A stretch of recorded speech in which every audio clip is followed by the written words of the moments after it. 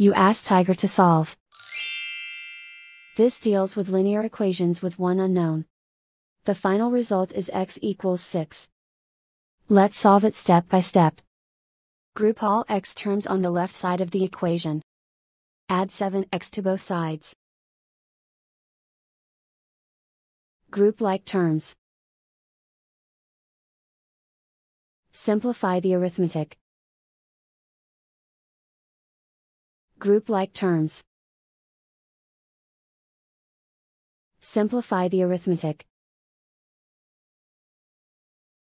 Group all constants on the right side of the equation. Add 32 to both sides. Simplify the arithmetic.